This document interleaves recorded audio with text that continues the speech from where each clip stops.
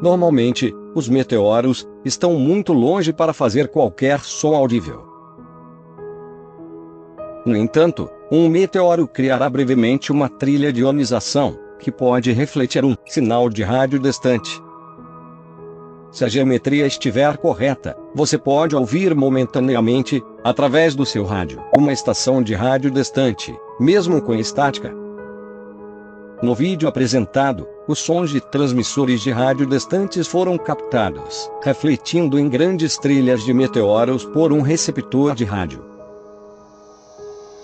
Ao mesmo tempo, os riscos brilhantes foram capturados por uma câmera de vídeo do céu.